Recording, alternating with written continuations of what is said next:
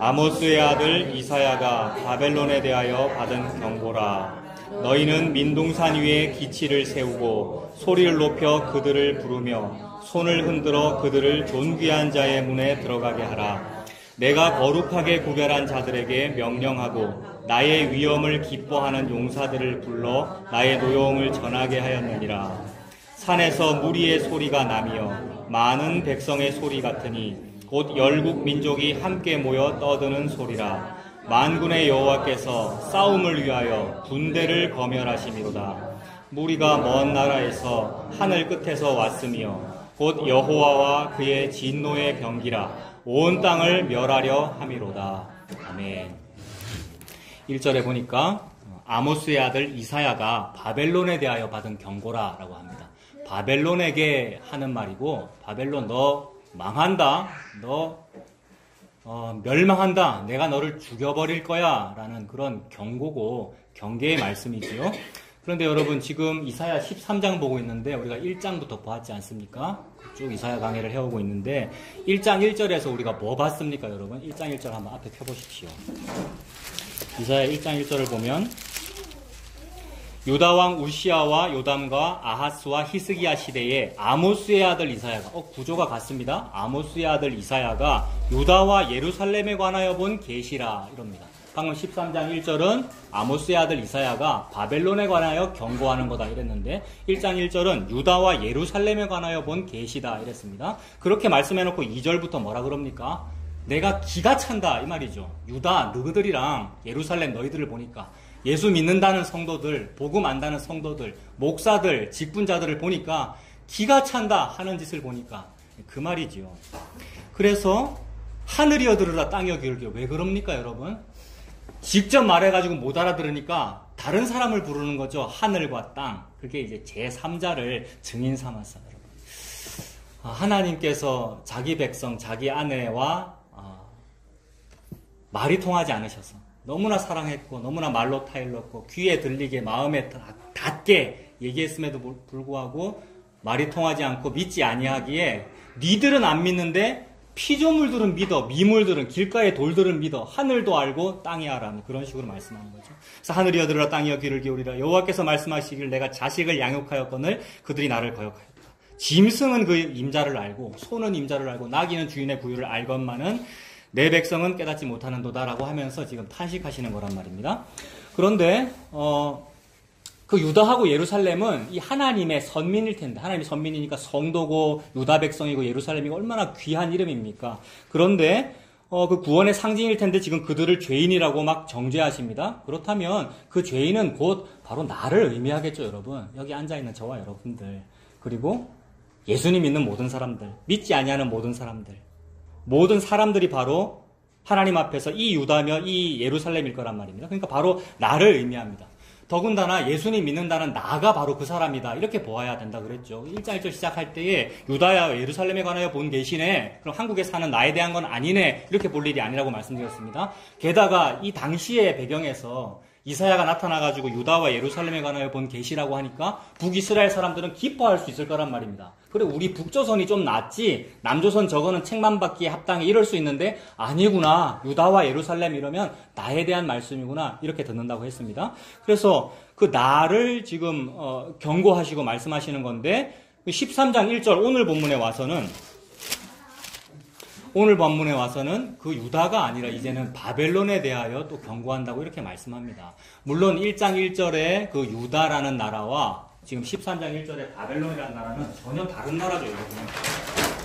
지도 많이 보는데요. 가나안이라고 돼 있는 이곳이 유다고 예루살렘이잖아요. 근데 여기서 포로 잡혀가지고 여기 엘람이라 적혀 있는 큰 글씨 밖에 안 보이실까봐 말씀드립니다. 이쯤이 큰 글씨 있네요. 바벨론. 이쯤이 바벨론 아니에요? 메소포타미아 문명, 우리가 아는 문명화되어 있고 도시화되어 있는 거. 거기로 잡혀가는 거니까 이 나라와 이 나라는 서로 전혀 다른 나라인데 지금 하나님은 무슨 말씀하십니까? 1장 1절에서는 유다 보고 야단치셨고 13장 1절에서는 바벨론 보고 야단치고 계시는데 사실은 그 둘이 같다는 거죠. 그래서 우리가 읽을 때 이 둘은 달라. 유다와 예루살렘은 그래 책망은 하시지만 그래도 유다와 예루살렘은 그래도 하나님이 편들어 주시는 거고 바벨론 쟤네들이 나쁜 놈이야 라면서 손가락질 할 수가 있는데 우리는 개신교고 개혁했으니까 좀 낫고 카톨릭은 참 못됐어라고 손가락질 할 수 있는데 사실은 카톨릭이나 개신교나 다 예수를 금송아지로 믿고 있으면 똑같은 거란 말이에요. 그래서 범기독교가 문제인 거잖아요. 그들이나 우리나 다 기독교 아닙니까? 그래서 범기독교가 예수님을 믿는다고는 믿는데 그 예수님이 목걸이에 십자가로는 있고 귀걸이로는 있고 무슨 교회에 이거 못이 하나 박혀 있더라고요, 여러분. 이게 무슨 자리 같습니까, 이거? 딱 예비된 예배당 자리 아닙니까, 여기? 황성주 생식이 뭐 그러는지 모르겠는데 아무튼 그런 식으로 십자가는 달려 있는데 그럼 그 십자가는 예수님을 믿는다는 얘기인데 기독교나 카톨릭이나 다 십자가 달려 있잖아요, 여러분. 이단들도 마찬가지고. 또 이단은 또 다른 걸 주장해서 또 십자가를 안 다는 데도 있습니다만은. 근데 그 예수가 없는 상태. 그러니 카톨릭이나 개신교나 똑같고 초파일이라고 저 범어사간 그 사람이나 여기 예배당이라고 모인 나나 똑같고 그렇다면 13장 1절의 바벨론이나 1장 1절의 유다나 똑같다는 말입니다. 그래서 하나님은 계속해서 똑같이 경고하고 계시죠. 하늘이여 들으라 땅이여 귀를 기울이라. 유다 너희들이 문제다. 너희들 망할 거야 라고 경고하고 있고 13장 1절 너희들이 곧 바벨론이네. 이들이 바벨론 좋아했잖아. 여기 살면서 하나님께서 내게 줄로 재어준 구역은 아름다운 곳에 있으며 주님께서 나에게 줄로 재어준 구역이 여러분의 형편이고 여러분의 키고 여러분의 달란트 재능이니 여러분의 부한 정도, 재산 정도, 여러분의 직장 그게 다 하나님께서 줄로 재어준 구역인데 늘 남에게 커 보이고요. 다른 남자가 좋아 보이고요, 여러분. 그래서 니들이 요 남자를 좋아하네. 옛날에는 요 남자를 좋아하더만. 옛날에 요 남자 왜 좋아했습니까? 에스겔 16장에 의하면 19금으로 표현하죠. 애굽 남자는 하체가 크기 때문에 이 여자들이 좋아했대요, 여러분. 성적인 표현이지요. 옛날엔 그러더니 거기서 뽑아내놨는데 또 다른 거 좋아하네. 너네가 아수르 좋아하고 너네가 바벨론 좋아하네. 그럼 니들이 바벨론이구나. 그래서 어제 내가 너무 좋아해가지고 내가 너무 좋아서 먹은 그게 오늘의 나입니다, 여러분. 맞습니까? 오늘 아침에 먹은 그게 지금의 나잖아요. 그게 지금 소화돼갖고 나를 이루고 있는 거잖아요. 그러니까 어제 그저께 지금까지 니들이 애굽 좋아했고 바벨론 좋아했네. 니가 바벨론이네. 그러니 1장 1절의 유다와 13장 1절의 바벨론은 그러니까 같지요, 여러분. 내가 바로 그 바벨론입니다. 그래서 사람들은 과연 유다와 바벨론 어찌 간도 다른 나라일 거야 라고 말할 수 있습니다만 과연 서로 다른 나라일까요?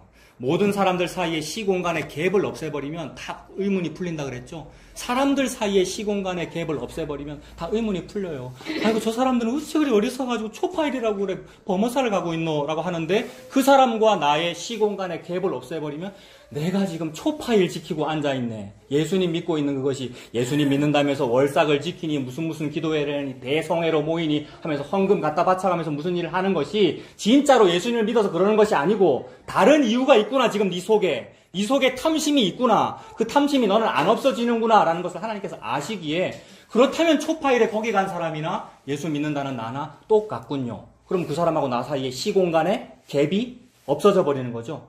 똑같은 원리로 가장 태초의 사람인 아담 또는 하와와 내 사이에 수천 년의 시공간의 갭이 있는데 하나님은 그 시공간의 갭이 없는 거란 말입니다. 하나님께는 시공간이 의미가 없잖아요, 여러분. 영원이신 분이니까. 그러니까 내가 아담이구나 이렇게 됩니다.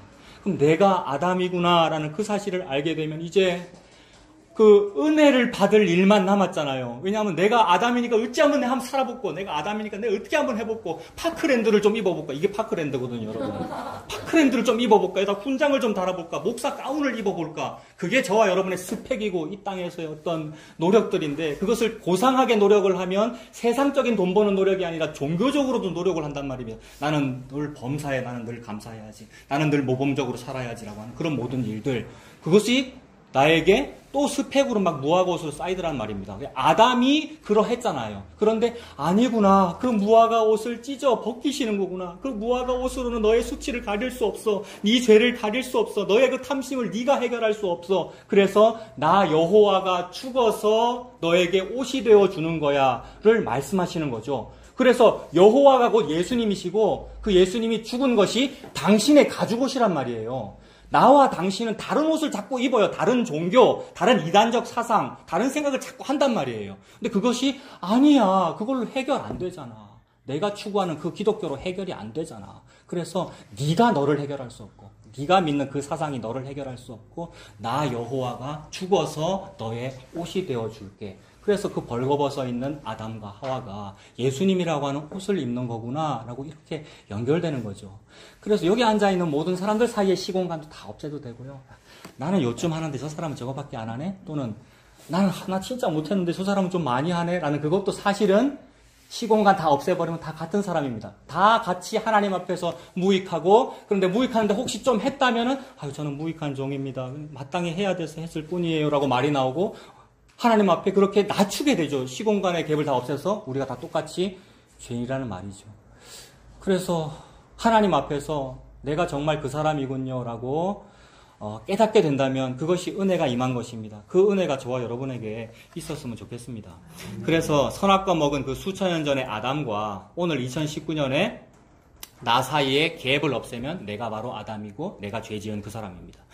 1장 1절에 유다하고 지금 방금 읽은 13장 1절에 그 바벨론은 서로 다른 나라지만 결국 같아져 버렸습니다. 유다라고 하는 그 존재가, 유다라고 하는 것은 나라인데 그 나라를 하나님은 한 사람이라고 보거나 아니면 한 가정으로 비유해서 자주 말씀하시죠. 그래서 한 사람으로 보면은 여자아이입니다. 그게 에스겔 16장에 길가에 버려진 여자아이란 말이에요. 그래서 하나님께서 에스겔 16장에서 유다 백성들아 들어라, 예루살렘 백성들아 들어라, 내가 예루살렘이라고 하는 한 사람이 누군지 내가 말해줄게. 그 사람은 여자아이였는데 탯줄도 떼지 못하고 길가에 버려져 있었어. 내가 지나가다가 너무 불쌍해서 핏덩어리라도 살아라 죽어가고 있었단 말이에요. 즉 유다가, 예루살렘이, 다른 말로 하면 죄인인 바벨론이, 또 다른 말로 하면 오늘날의 내가 시공간 없애면 되죠. 내가 죽어가고 있었단 말이에요. 즉 나는 지옥 백성이다, 나는 죄인이다 그 말입니다. 근데 예수님이 지나가다가 주워서 키웠어요. 입양하고 구원한 것이죠. 그런데 그 여자아이가 입양되고 구원되었는데 그 구원자를 배신하였지요. 왜 배신했습니까? 아까도 말했습니다. 에스겔 16장에 나오는 이야기. 구원받아서 예수님 품 안에 있는 게 우리인데 왜 배신하냐 하면 하체가 큰 애굽 사람이 좋아서 배신한 거죠. 애굽 남자가 좋아서. 그 예수님께서 나를 입양하여 키우시는데 그 예수님이 나를 키워서 나를 아내 삼으시는 거거든요, 여러분. 그래서 내 남편 싫고 다른 남자, 애굽 남자가 좋아서 배신하더라는 거죠. 여러분 그게 나의 죄입니다. 나의 우상숭배이고 나의 탐심이 그러하다라고 하나님은 성적인 표현을 가지고 지금 설명하십니다. 그 애굽을 좋아했고 아수르 좋아했고 바벨론 같은 그런 제국들을 좋아했던 게 바로 그 유다라는 나라였고 바로 우리이죠. 그게 저와 여러분 속에 다 있지요, 여러분. 그게 탐심이고 우상숭배. 그렇다면 탐심은 우상숭배니라 하셨으니까 그것이 바로 죄입니다. 그러니까 우리가 바벨론 되어버렸습니다. 이거는 하나님께서 이런 뉘앙스 아니겠어요? 너 바벨론이 그렇게 좋니? 너 제국이 그렇게 좋아? 뭐 약소국가로 살면 안 돼? 그냥 중립국으로 살면 안 돼? 왜 소련 편을 들어야 되고 왜 미국 편을 들어야 돼? 시사적으로 연결하면 그렇단 말입니다, 여러분. 근데 실제로 중립국으로 사는 나라 있습니다, 여러분. 전 세계에 보면. 어디가 그렇습니까? 스위스 같은 나라 있잖아요. 근데 이거는 시사적으로 그런 것이고, 예를 들어서 그런 것이고, 너희들 그렇게 제국이 좋니? 그렇게 부흥성장하고 싶니? 그래서 실제로 옛날에는 제국이 좋아서 일본한테 나라를 넘긴 거잖아요, 여러분.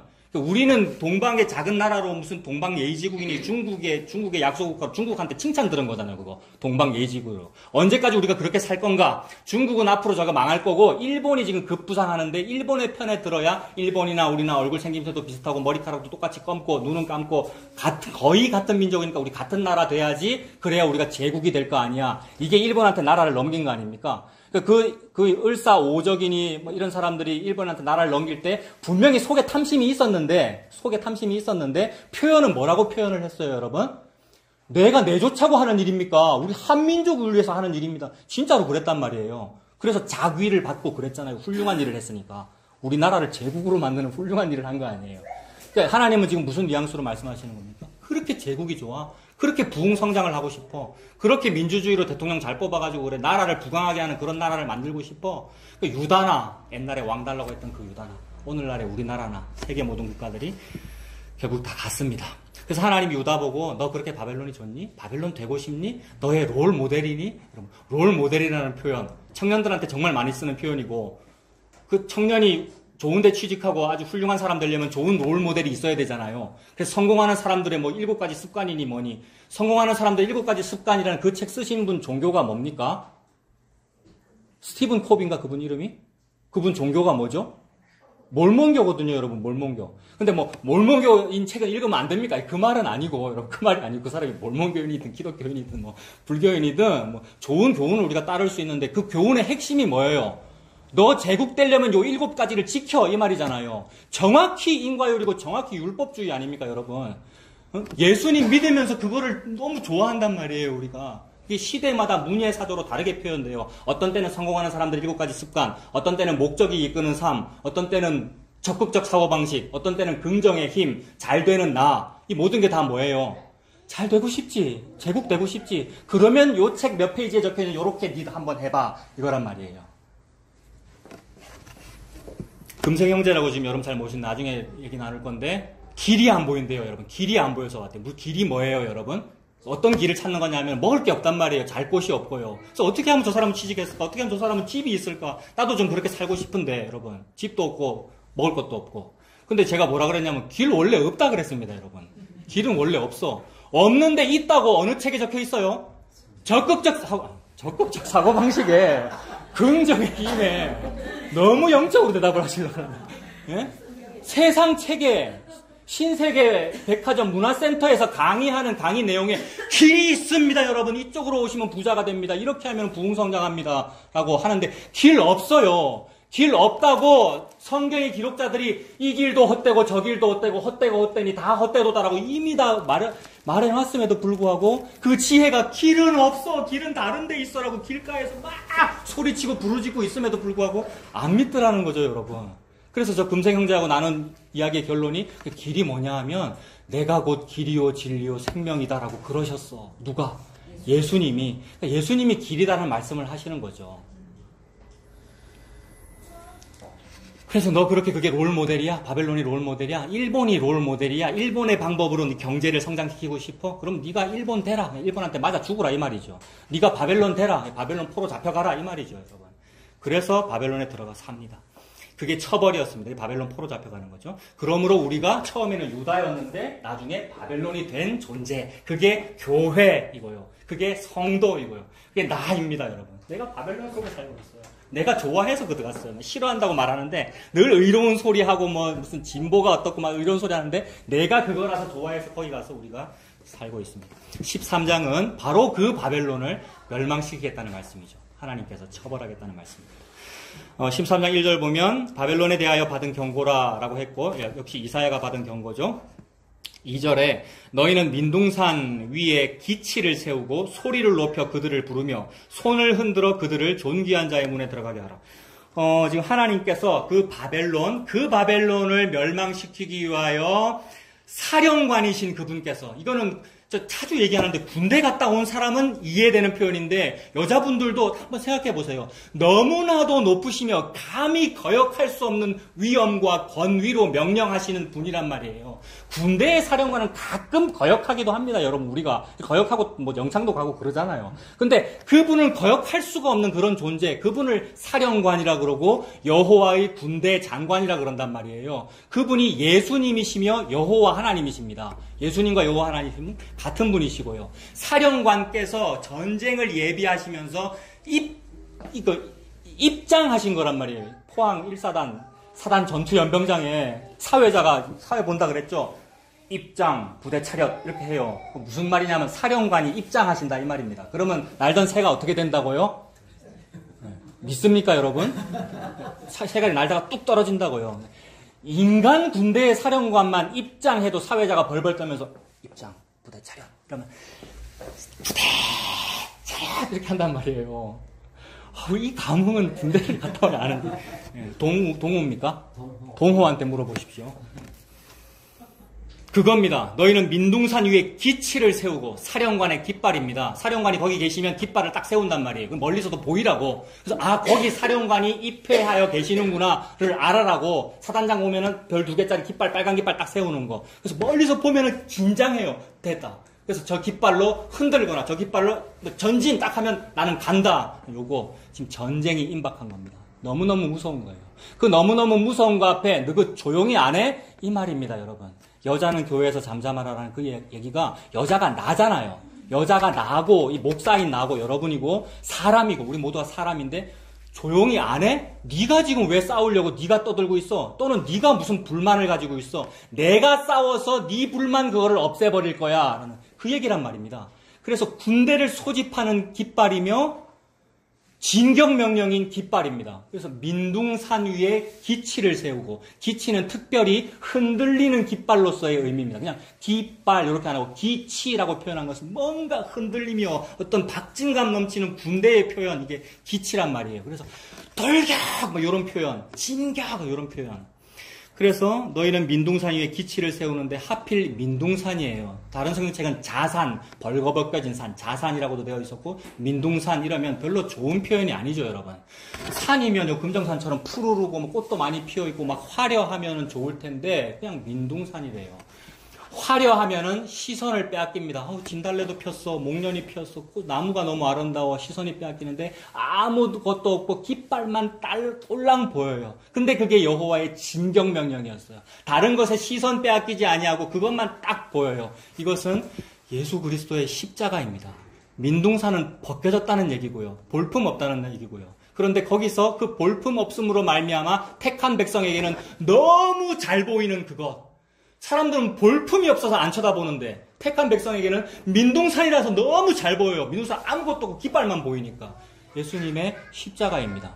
십자가를 깃발로 세우셔서 여호와의 전쟁을 하시는데 그 전쟁의 목표는 나를 죽이는 겁니다. 내가 유다고 내가 바벨론이니까. 바벨론을 향하여 돌격 앞으로의 명령이 사령관의 기치란 말이에요. 그래서 저와 여러분을 죽이는 그 일인데 하나님께서 그것을 진행하십니다. 민둥산 위에 기치를 세우고 소리를 높여 그들을 부르며 군대를 부릅니다. 바벨론을 죽이려고. 바벨론은 감히 함락시킬 수 없는 군사 강국 아니에요, 여러분. 오늘날로 보면 미국이라 그래도 되고 일본이라 그래도 되고 러시아라 그래도 되고, 미국이 핵무기 전 세계에 제일 많죠, 여러분. 어떻게 그걸 이길 거예요, 여러분. 그 바벨론 절대 이길 수 없는데 그 바벨론을 이길 수 있는 군대를 모집합니다. 십자가로. 그러면 그 군대가 우린가? 내가 십자가를 바라보고 내가 갖고 내가 군대가 돼서 싸우는가? 아니요. 십자가가 곧 군대이며 십자가가 곧 그 전쟁에서 승리하십니다. 기치가 곧 이긴다고요. 기치를 딱 세운 이것이 진격명령이라서 이제부터 싸우기 시작하는 것이 아니라 기치를 세우면 그게 승리한 겁니다, 여러분. 이게 여호와의 전쟁입니다. 나는 삽 들고 또는 나는 뭐 포도원 품꾼 비유해서 삽 들고 몇 분 정도 일할 거라 그랬니? 금생아 너한테 하는 얘기다.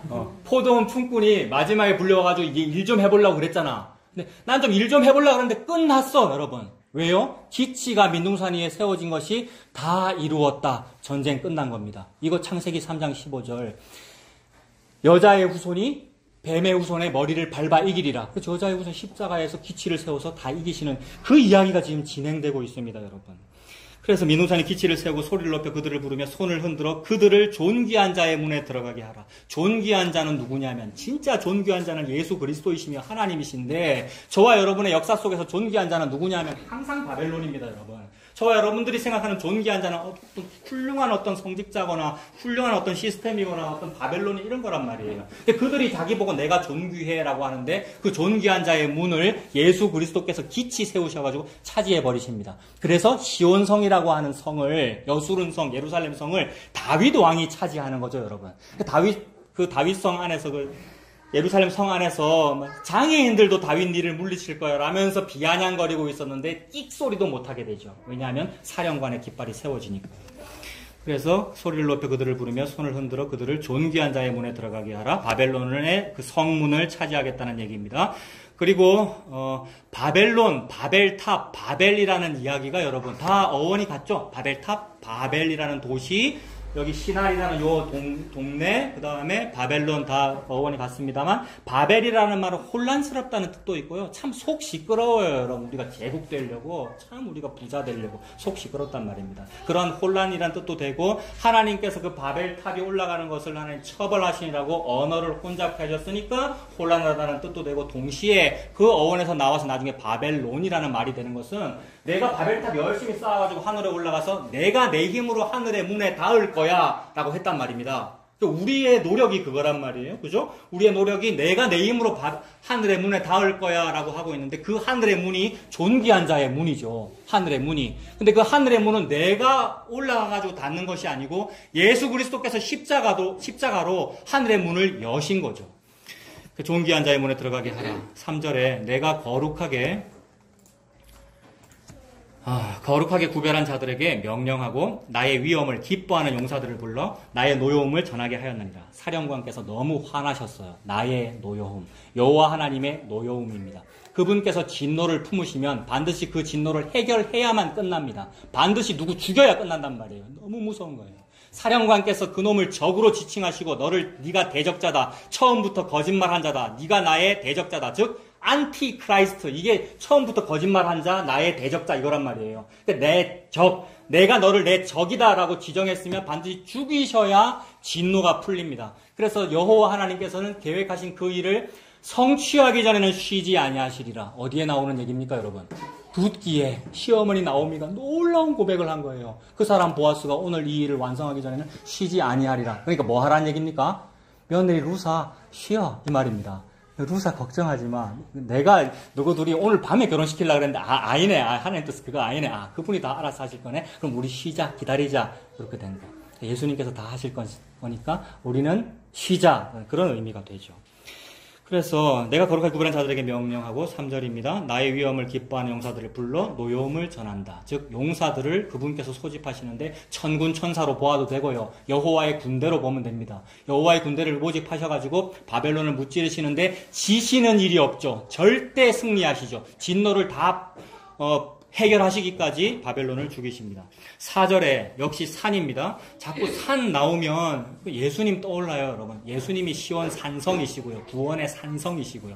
예수님이 높은 산이시죠. 남들은 손가락질하는 민둥산인데 구원의 산입니다. 산에서 무리의 소리가 나며 많은 백성의 소리 같으니 곧 열국 민족이 함께 모여서 떠드는 소리라. 만군의 여호와께서 싸움을 위하여 군대를 거멸하심이로다. 정말로 이건 출전태세 검열, 군대를 거멸하신다, 사령관께서.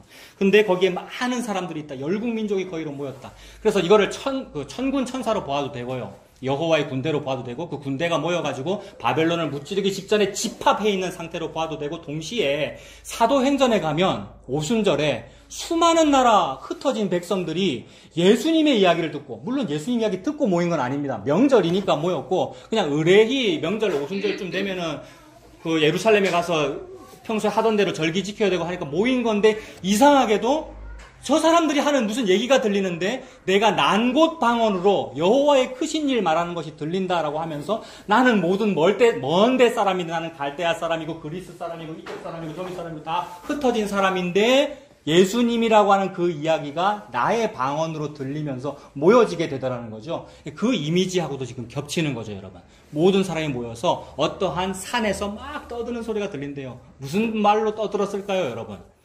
이 사람은 경상도 말하고 이 사람은 그 프랑스 방언하고 이탈리아 방언하고 사투리 쓰고 막 서로 다른 방언들이. 근데 서로 다른 방언들인데 다 요 산에 대해서 얘기하고 야, 사령관 오셨어. 됐어. 끝났어. 이제 이겼어. 이제 다 이루었어. 다 이루었어. 라는 요 얘기가 예수님 이야기고요. 그래서 박수장한테 자주 말씀드렸는데 뭐 교회에 무슨 물건 사면 설명서가 오는데 회사에서 공장에서 설명서 만들 때 전자제품 설명서 만들 때 전 세계에 수출하는데 이거는 미국에 수출하니까 영어로 쓰고 이거는 한국에 수출하니까 한국말로 쓰고 요렇게 하면은 인건비가 많이 들기 때문에 설명서를 어떻게 만듭니까? 딱 한 장만 딱 만드는데 서로 다른 언어로 아셔요? 다리미 같은 거 사면 여기는 이탈리아 말, 프랑스 말 뭐 전부 다 있는데 한 장에 딱 쓰잖아요. 전부 방언이 다 다른데 전부 무슨 말입니까? 220V에 꽂으세요. 물은 이렇게 부으세요. 그 얘기잖아요. 전부 방언이 다른데 산에 모여가지고 이 민둥산 밑에 모여가지고 십자가야 끝났어. 요 얘기 한단 말입니다, 여러분. 여러분 그러니까 저와 여러분이 예수님이라고 하는 산에 지금 모여가지고 어떤 사람은 기장 사람이고 누구는 울산 사람 어디 갔습니까? 아니 계시고 모여가지고 예수님 십자가 앞에서 그분이 사령관이었어. 그분이 다 이루셨어. 라는 이 얘기를 지금 하고 있는 중이죠. 그래서 막 떠들고 있어요. 이것이 마치 많은 사람이 모여 떠드는 소리다. 만군의 여호와께서 싸움을 위하여 군대를 거멸하심이로다. 무리가 먼 나라에서, 5절에 무리가 먼 나라에서, 이거 신약의 모든 먼 데사람, 우리 주 하나님께서 예수 그리스도 안에서 얼마든지 부르시는 모든 사람이라 그랬습니다. 얼마든지 부르신다라는 이 말이 뭡니까? 나는 내 안에 좀 의가 있어야 부름 받을 거라 생각했는데, 그래서 내가 뭔가를 좀 해야, 내가 좀 추수를 좀 잘해야, 내가 좀 이걸 잘 믿어야, 이래야 나를 부르신다고 생각했는데, 그게 아니고, 의가 없는 자라도 도와주심 바라고. 그래서 그 도와주심이 뭐냐면, 얼마든지 부릅니다. 사령관께서. 너 이리 와라. 라고. 그래서 그 부름 받아가지고 그 산 밑에서 군대를 거멸하시는 그 거멸을 받으면서, 너는 정병이구나. 너는 구원받는 백성이구나. 네가 여호와의 전쟁을 수행하는구나.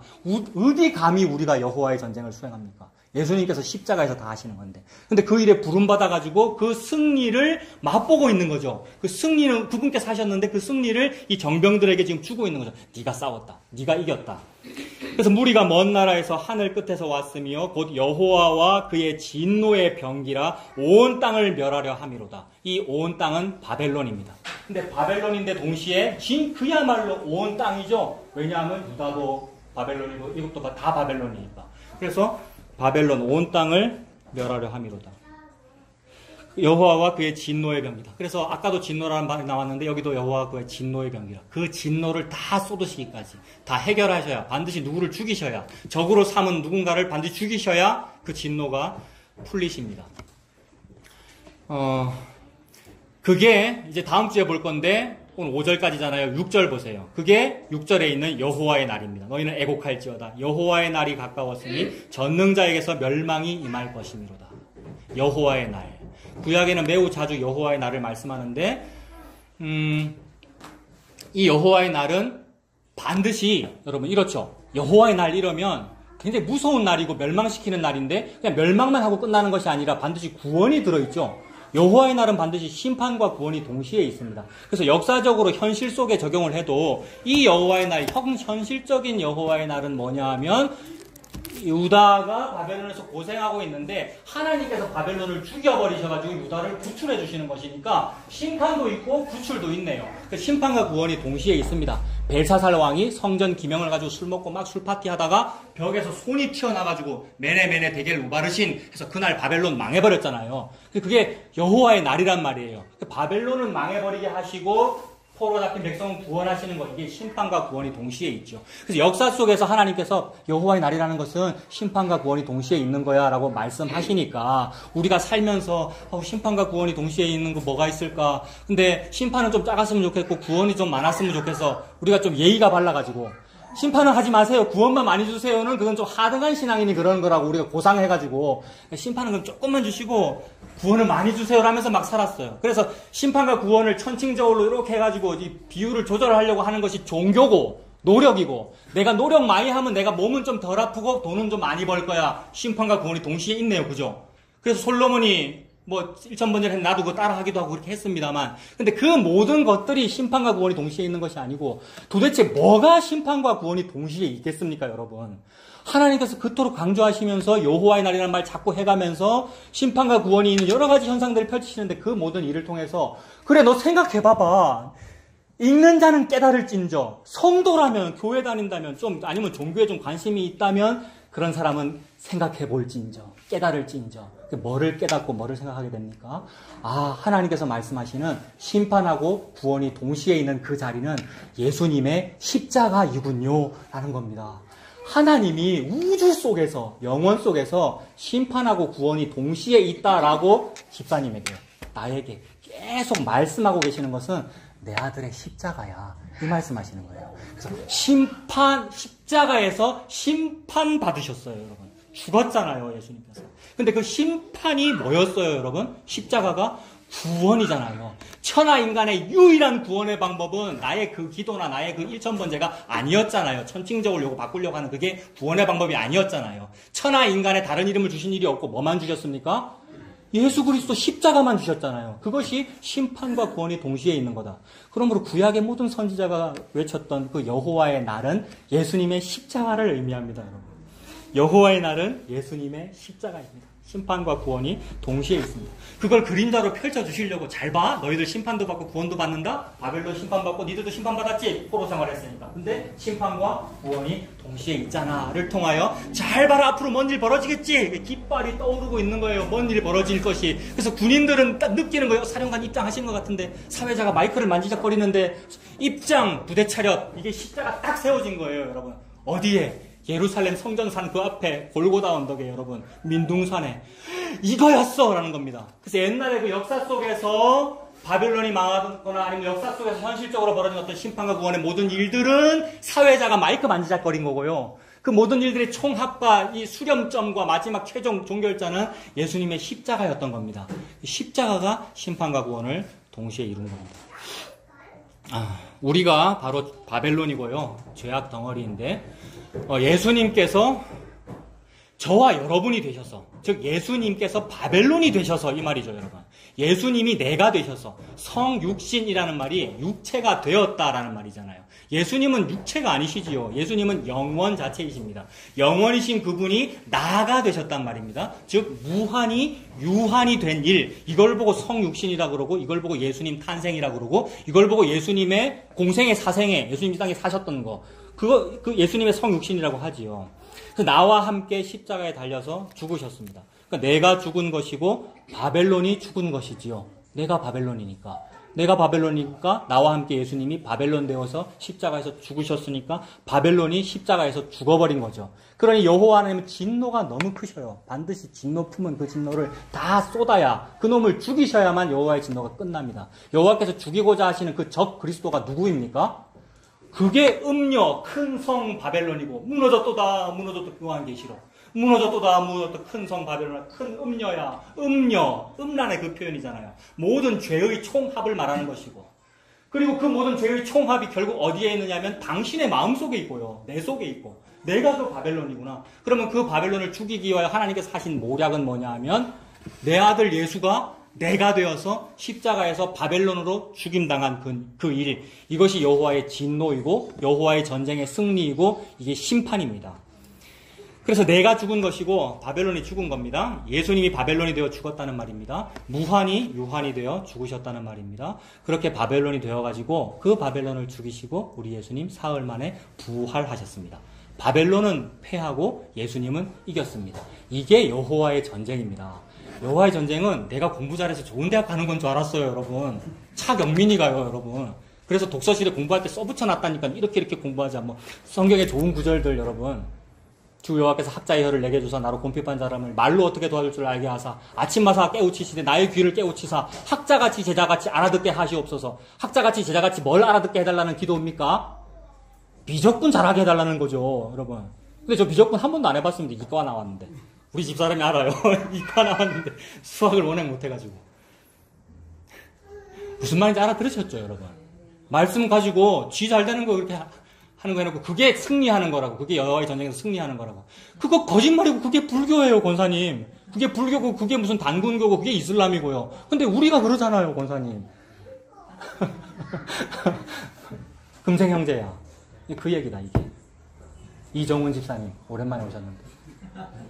당신과 내가 인과율 덩어리 아닙니까? 오랜만에 오셨기 때문에 뭐 집중적으로만. 그러니까 도대체 왜 오랜만에 오노 이 말입니다. 이거 안 없어집니다, 집사님. 이 사상과 이 의문점과. 그래서 그것을 한 방에 없애버리신 것이 민둥사님의 기치를 세우신 겁니다. 예수님 십자가입니다. 그래서 달리 할 말이 없고 예수님의 십자가밖에 할 말이 없습니다. 집사님, 권사님, 예수님이 십자가밖에. 예수님이 십자가 얘기하려고 하나님이 성경을 쓰셨고요. 그래서 그걸 눈에 보이게 펼치셨어요. 그게 태어난 거예요. 어디서? 시온성에서, 여러분. 베들레헴 다윗성에서 태어났고, 결국 베들레헴에서 태어나신 그분이 나귀 타고, 여러분, 멋진 거 타고 간 게 아니고, 나귀 타고 예루살렘, 그 예루살렘이 진짜 시온성이잖아요. 아들 이름 너무 잘 지었어요. 두 분 아들. 시온이라고 이름 지었잖아요. 그 얘기입니다, 여러분. 그래서 여기에 해당하는 세 가지 예를 한번 찾아보겠습니다, 여러분. 여호수아 7장 한번 보세요. 여호수아 7장. 빨리 찾아보고 봅시다.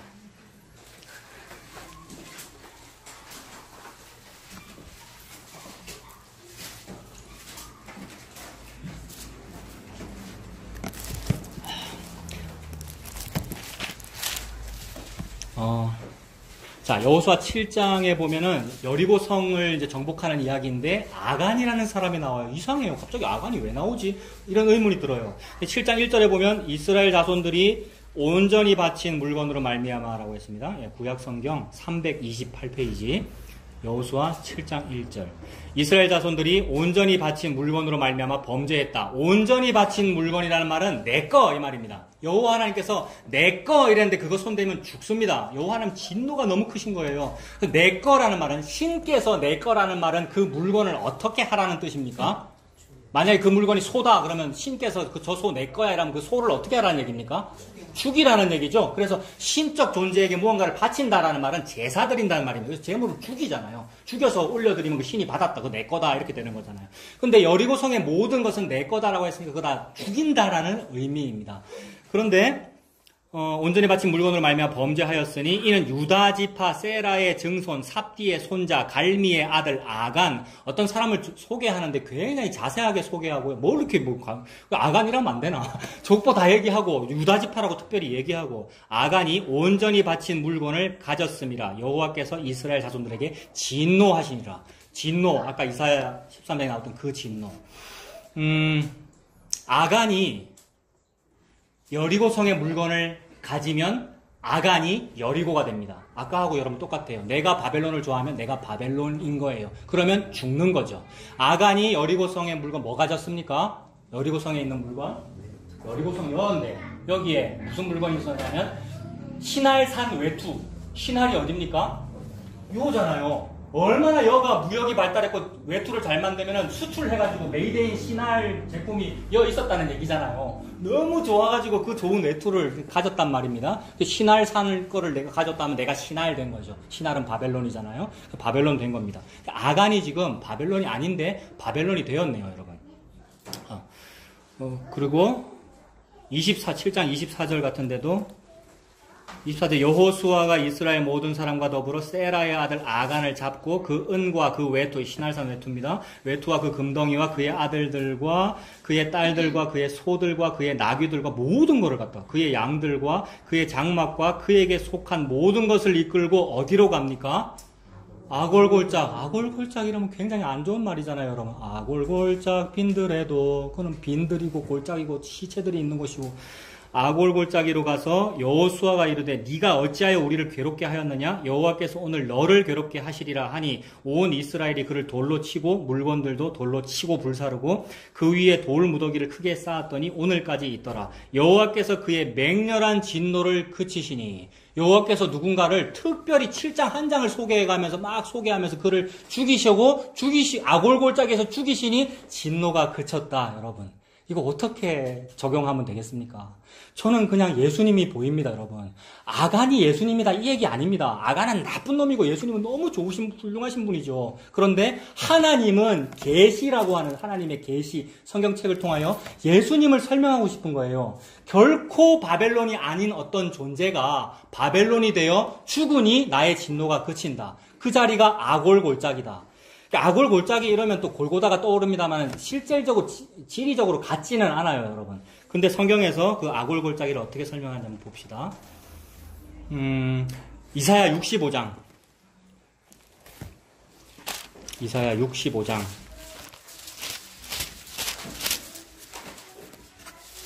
이사야 65장 10절에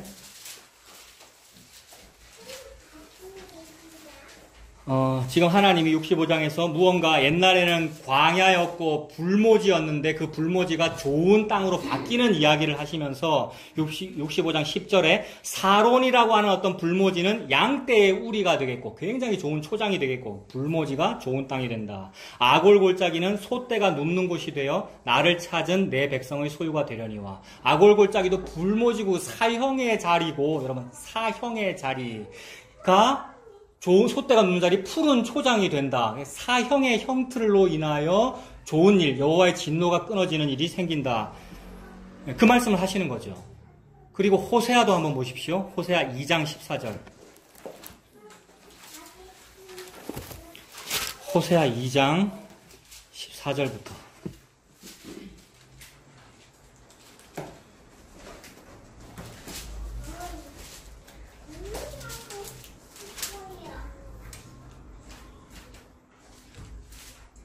호세아는 무슨 이야기입니까, 여러분? 호세아가 곧 예수 그리스도를 의미하며 그 호세아에게 시집간 고멜은 창녀이고 우리를 의미하죠. 이 창녀 고멜이 왜 호세아 말고 다른 남자를 좋아했습니까? 계속 똑같은 얘기죠. 이 애국 좋아한 것, 이 바벨론 좋아한 것. 즉 우리를 의미합니다. 그런데 그 사람에게 아골이라는 자리가 있고 그 아골이라는 그 자리는 심판의 자리고 처벌의 자리인데 고멜 즉 창녀를 죽이셔야 하는 그 자리인데 그 아골이 이 고멜에게 너무 좋은 자리가 돼요, 여러분. 아골이라고 하는 그 자리가 고멜인 나에게 너무 좋은 자리가 돼요. 그래서 2장 14절부터 보면 그러므로 보라 내가 그를 타일러 거친 들로 데리고 가서 말로 위로하고 그 창녀 내 아내를 들판으로 데려가가지고 말로 위로하고 거기서 비로소 그의 포도원을 그에게 주고 아골 골짜기를 소망의 문으로 삼아 주리니 그는 전부 여성입니다. 그녀가 거기서 응대하기를 어렸을 때와 애굽 땅에서 올라오던 날과 같이 하리라. 어렸을 때와 애굽 땅에서 올라오던 날이 여러분 어떤 장면입니까? 어렸을 때는 에스겔 16장의 그 여자아이의 어렸을 때잖아요. 그래서 어렸을 때 여자아이가 탯줄 붙은 그 여자아이가 어렸을 때 뭐 했겠습니까? 여러분 아무것도 못하고 구원받았죠. 여러분 여자아이 탯줄 붙어있는 여자아이가 뭐 했어요? 추석하니까 추석감을 당했죠. 여러분 이게 구원이란 말이에요. 이게 6월절의 구원이란 말이에요. 이게 어렸을 때의 모습입니다. 근데 아무것도 못하고 추석감을 당하고 있는 거를 보고 남편인 예수님이 뭐라 그랬어요? 네가 나를 사랑하는구나 이랬어요. 여러분 세상에 우리는 얘가 예수님 보고 뭘 해야 그게 사랑하는 거라 그러는데 예수님은 아무것도 못하고 내한테 구원받는 걸 보고 네가 내를 사랑하는구나. 그래서 출애굽하여 광야 생활할 때에 광야의 백성들이 너무 막 뜨거우니까 그늘로 들어가고 너무 추우니까 불기둥 쪽으로 가까이 가는 것을 보고 네가 나를 사랑하는구나 그랬단 말이에요. 불기둥과 구름기둥이 뭐를 의미하는데요? 예수님입니다. 불기둥과 구름기둥은 예수님입니다. 근데 추우니까 뜨거운 쪽으로 갔고 너무 햇볕이 내리쬐니까 구름기둥 그림자로 들어간 거 이거는 내가 한 게 아니고 여러분 내가 한 게 아니고 추우니까 간 거잖아요.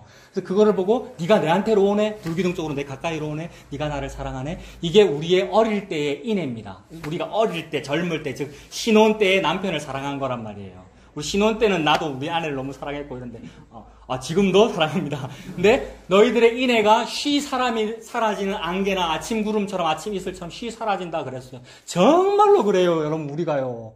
개척교회 해보니까 다 알잖아요. 그렇고 안 개척교회는 안 그렇습니까? 다 그렇고 범어사도 그렇고 모든 사람 다 쉬 사라지는 아침 이슬과 안개 같아요. 뭐가? 우리의 처음 그 인애와 사랑이.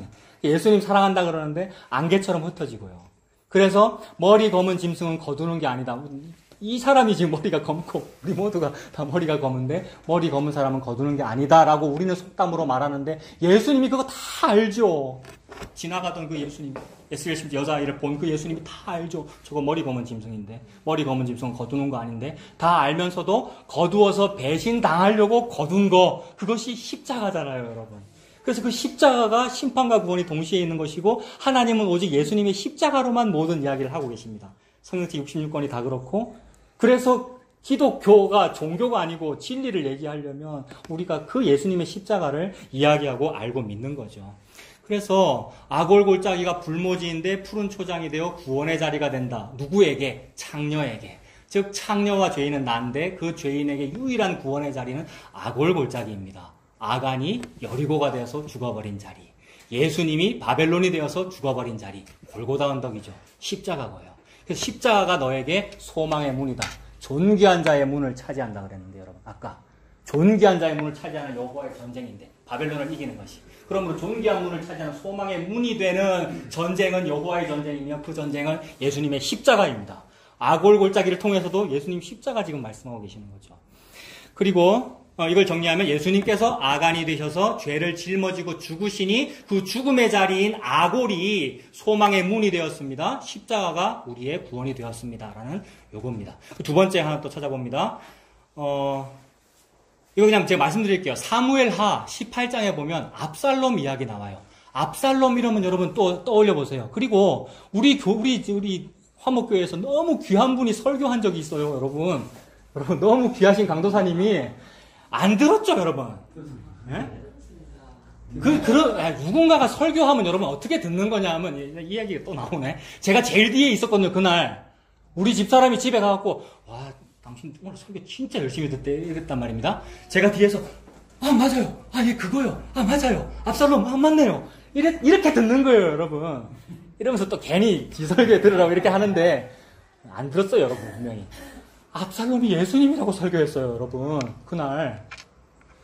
사무엘하 18장 9절과 3절. 야, 압살롬이 어찌 예수님입니까? 말도 안 되는 얘기예요. 실제로 그렇게 적용되는 것이 아니고 하나님이 계시하는 거란 말입니다. 역사 현실 속에서는 다른 사람이에요. 아간도 나쁜 놈이고 압살롬도 반역자고요. 아버지를 반역한 다윗왕을 쿠데타한 그 사람이잖아요. 근데 그 압살롬이 나무에, 상수리 나무에 머리가 달려서 노새는 지나가 버리고 나무에 달렸어요. 그때 병사들이 못 죽여요. 이 왕자를 어찌 죽이노? 게다가 다윗 임금님께서 자기 아들이라고 죽이지 마라 그랬어. 벌벌 떠는데 요압장은 못된 놈입니다. 찔러 죽여버리죠. 그런데 그것을 나중에 신약에 가서 갈라디아 3장 13절 그리스도께서 우리를 위하여 저주를 받은 바 되사, 저주, 나무에 달렸다. 저주입니다. 저주를 받은 바 되사 율법의 저주에서 우리를 속량하셨으니 기록된 바 나무에 달린 자마다 저주 아래에 있는 자라 하였습니다. 그래서 압살롬이 나무에 달린 모습을 보고 요압이 직감적으로 느낀 거죠. 나무에 달렸어? 나무에 달린 건 저주를 받은 거야. 그건 죽는 거야. 라고 죽인 거란 말입니다. 그 일에 대해 다윗 왕은 내 아들 압살롬아 울었어요. 이게 여호와 하나님이 자기 아들 예수를 죽이는 장면이에요. 예수님은 나의 아버지 어찌하여 나를 버리시나이까. 이게 성경의 핵심이란 말이에요. 인간들이 전부 지 이야기들, 나도 내 이야기, 전부 지 이야기에 관심이 많은데 너그 부모 관계, 너그 집안 이야기, 내 차목사 네 얘기가 아니고 하나님이 내 아들 압살롬아 자기 아들 예수님 이야기입니다. 그래서 예수님이 저주를 받은 바 되사 나무에 달려 죽은 그 일이 구원이 되지요. 이 십자가 이야기입니다. 예수님께서 압살롬이 되셔서 죄인이 되셔서 죽으시니 그 죽음의 자리, 나무는 저주의 자리죠. 십자가 저주의 자리입니다. 그 죽음의 자리, 나무, 십자가가 저주의 상징에서 구원으로 바뀌었습니다. 조금 전에 갈라디아 3장 13절에 우리를 속량하셨으니라는 요 단어. 속량이 구원이잖아요. 반드시 뭘 치러야지 살아나는 게 속량입니다, 여러분. 속량, 구속이라는 말은 상업적인 용어인데 반드시 값을 치러야지 가져갈 수 있어요. 이게 속량이고 구속이란 말이에요. 무슨 값을 치렀습니까? 하나님이 죽어버렸습니다, 여러분. 예수님이 죽는 요 값. 근데 요거 말고 여러분 무슨 이야기가 우리가 무슨 종교에서 무슨 진리를 얘기하겠습니까? 요것만 진리라는 것을 하나님께서 말씀하시는 거죠. 세 번째 사례 찾아본다 했는데 뭐냐 하면 노뱀이에요, 여러분. 노뱀. 민수기 나오는 이야기. 노뱀 이러니까 또 떠오르죠, 여러분. 모세가 광야에서 노뱀을 장대에 매달았는데 노뱀은 뭐예요, 여러분? 뱀은 나쁜 거죠. 저주 그 자체고 아예 창세기 3장 15절에 예언된 딱 그거 여자의 후손이 뱀의 머리를 밟아 이기리라 라고 했는데 그럼 그 뱀이 달려야지. 나무에 뱀이 달려야 되고 십자가에 뱀이 달려야 되는데 희한하게도 예수님께서 달리시더라는 얘기입니다. 그 말은 예수님께서 뱀이 아니신데 예수님께서 뱀으로 여김받아 뱀이 되었다라는 말이죠. 제목이 뭡니까? 불법자의 동류로 여김을 받았다. 예수님이 불법자의 동류로 여김을 받았다. 불법자하고 똑같다. 뱀하고 똑같다고 여김을 받은 거. 이게 저주고 그분이 그 저주를 받아 십자가에 죽으셔야 이게 끝납니다. 나는 내가 좀 살신성인을 해볼까? 내가 좀 하면 안 되겠나? 전혀 안 되더라는 거죠, 여러분. 저와 여러분들의 그 살신성과 정교성과 그거로는 아니 되고 오직 그분이신 예수 그리스도께서 저주를 받아 불법자와 동류가 되고 뱀이 되어 장대 위에 달렸다. 그래서 아예 예수님이 딱 그대로 인용하잖아요. 요한복음 3장 14, 15절에 보면 모세가 광야에서 뱀을 든 것 같이 인자도 나도라는 말이잖아요. 예수 나도 들려야 하리니 십자가에 달려 들려야 하리니 이는 그를 믿는 자마다 영생을 얻게 하려 하십니다. 영생이래요. 그럼 심판과 구원이지요. 심판과 구원이 동시에 다 이루신 그 자리 예수님의 십자가입니다. 예수님께서 성경의 그 옛뱀 꼬불꼬불한 리워야단 죄 자체 마귀가 되셔서 동류로 여김을 받아 십자가에 달려 죽으시니 그를 믿는 자마다 영생을 얻게 됩니다. 이것을 통해서 창세기의 예언이 이루어집니다. 여자의 후손이 뱀의 머리를 밟아 이기고 뱀은 여자의 후손의 뒤꿈치를 상하게 하리라. 십자가에서 상하게 했잖아요, 우리 예수님을요. 그래서 그 저 뱀의 후손, 즉 대적자가 그렇게 예수님의 발 뒤꿈치를 상하게 해서 내가 이길 거야, 내가 예수를 죽일 거야 라고 죽인 그 자리가 십자가인데, 죽인 그 일이 바벨론이 죽은 일이었어요. 사탄이 패배해버린 일이었어요. 이걸 보고 여호와의 모략, 그러니 그분은 지략가이시죠. 그분은 사령관이시고요. 나는 나 같은 일개병사가 짤 수 없는 작전이며 일개병사가 알지 못하는 크고 비밀한 여호와의 전쟁인데 그분께서 이기시더라는 이 얘기입니다. 이게 예수님이고 이게 십자가입니다. 그래서 누가복음 22장 37절에 예수님이 이제 십자가 지시기 전에 이렇게 말씀합니다. 내가 너희에게 말하노니 기록된 바 그는 불법자의 동류로 여김을 받았다 한 말이, 그는 불법자의 동류로 여김을 받았다고 너희들이 좋아하는 구약성경에, 그 당시 구약이잖아요 여러분, 너희들 좋아하는 그 구약성경에 불법자의 동류로 여김을 받았다 한 말이 내게 이루어져야 하리니, 나라는 거죠. 예수님, 내게 이루어져야 하리니 내게 관한 일이 이루어져 가느니라. 모든 성경은 내게 관한 일입니다. 내가 누굽니까? 예수님. 모든 성경은 내게 대하여 증거하는 것이니라. 모든 성경은 예수님에 대한 일입니다. 그럼 예수님에 대한 일이 이루어져 가면이라 뭐가 이루어져 간다는 얘기입니까? 예수님 십자가이지요. 예수님께서 십자가에서 다 이루신 그 일이 이루어져 가면이라, 그리고 다 이루었다 하셨습니다. 예수님이 바벨론이 되셔가지고 바벨론을 죽이신 것이 십자가였습니다.